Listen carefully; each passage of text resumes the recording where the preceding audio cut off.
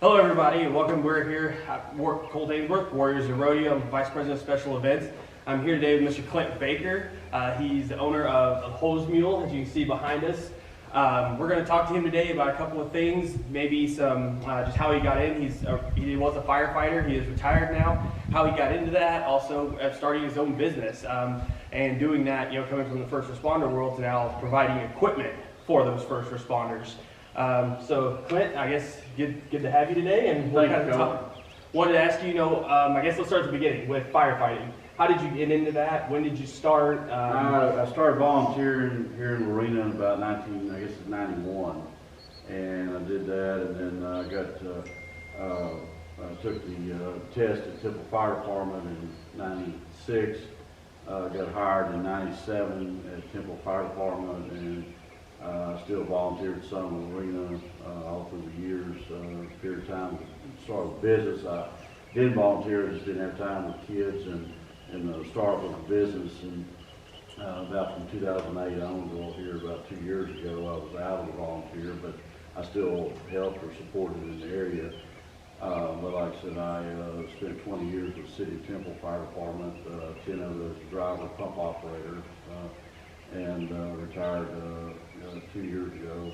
And anyway, like I said, I recently started, helping the local department again with training and such as that. Excellent. Giving back to, he was a firefighter for, as you said, 20 years, giving back to them, even though you are retired, you're still helping out and that sort of thing, which is awesome. So when did you have this idea? You were a firefighter. How did you have this idea that, I can start my own business, and how did that idea, where did that, we could really use this, or this piece of equipment it would be super helpful? Like, when did that come along? Well, that was already 2000s, working with Temple and even here in Lorena. We had 5-inch supply hose. Temple has had 5-inch since, early 80s. One of the first ones in there to start carrying 5-inch supply hose on their pumpers. And we, in a rural setting, that's, if you had more hose, you could lay up to a half a mile or a mile away with 5-inch hose, and it's the best way to move the water, but nobody wants to pick the stuff up. So that's where the idea came, is where, like here in the rural setting where I live at, I've got water about a quarter to a half mile away that can be had any time, of the year. I've got a stock pond out here right behind my house, but in wet weather you can't access it. Yeah. And so anyway, the idea came up, there's some way to mechanically pick the hose up, then they might be more likely to carry more hose and be able to do a long water relay. Is that pretty common? With maybe they would take a closer supply of water instead of picking a more favorable one that would be farther away. So they say, I don't want to lay a quarter mile of hose or a half mile. I can use this as closer, but it may not be as good of a supply. Does that happen? It's really more of just having any water at all. Oh, okay. Because in a rural setting like me, it's either what's right behind my house in wet weather and we stop. No, you're good. Or my neighbor down the road. That's the choice you have. And yeah. Actually, get in, lady. She's fine. But like I said, the deal is that may be their only water source. It's a quarter mile, half mile away. Yeah. There's departments they'll lay up to a mile. I mean, that may be their only source of water, and then like some departments they regularly lay 5,000-6,000 feet of 5-inch. I mean, okay. They're used to laying a mile of hose on the ground. So anyway, that's where the idea got started. It's a more efficient way to move the water than trying to haul it with tankers, or water tenders is the correct term nowadays. But it takes less manpower. But the problem is picking it back up. Yeah. Hand loading takes forever, it wears everybody out, and plus everybody's already tired from fighting fire anyway. So the idea came up, and so we started building several different mock-ups, and finally went, in actual production in 2008, and that was the worst time to start a business was in 08, but I did, and I survived, and then we eventually grew into when the oil field boomed in 14 and 15, or 13, 14 and 15, crashed in 15.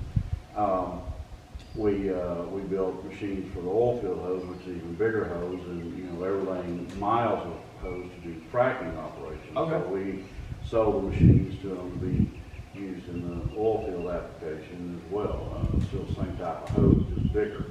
And so for the business side, survived the oil field crash of 15, and we're still going, and we've survived the corona. Yeah. And shut down, and so, but like I said, we're steadily operating, and but that's how the Hose Mule came about, was a need to retrieve large amounts of hose. It's not for a couple hundred feet of hose. Yeah. It's for if you have a long distance, you know, relay, or if you're short, you know, if your crews are short-handed, or you have a small number of volunteers or paid guys. Yeah. It really helps the guys out, because then it takes most of the work out of reloading the hose.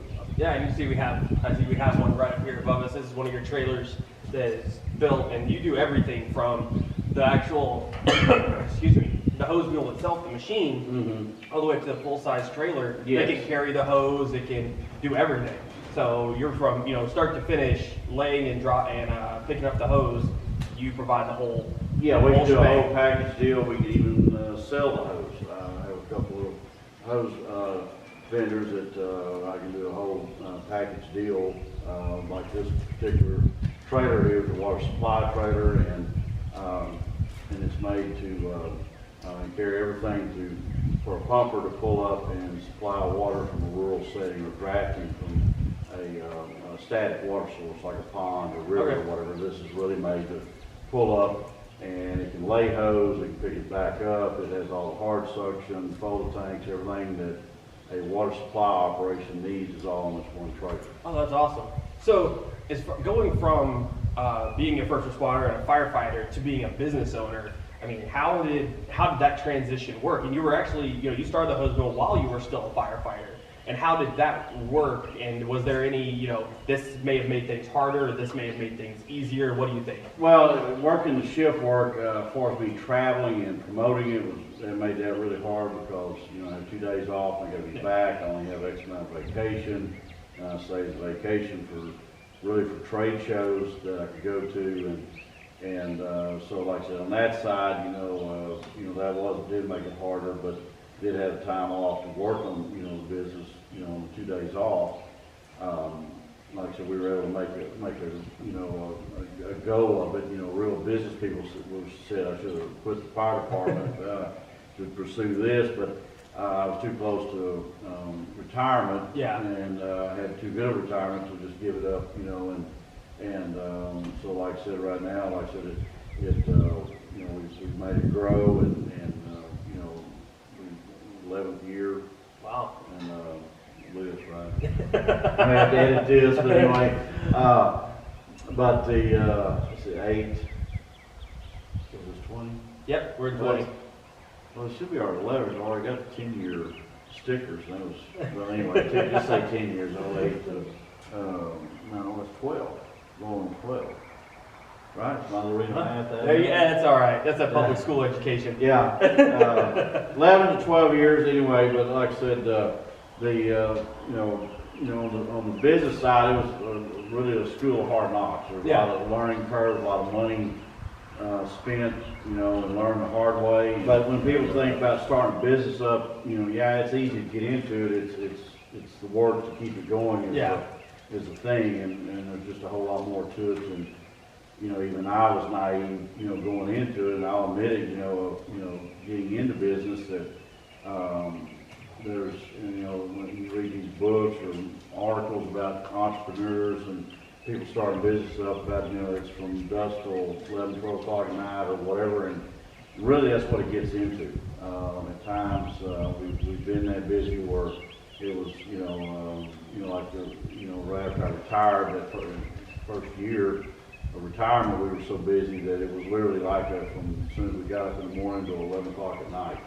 Whether it was working in the shop or trying to do paperwork or, you know, all the minutiae of the business running.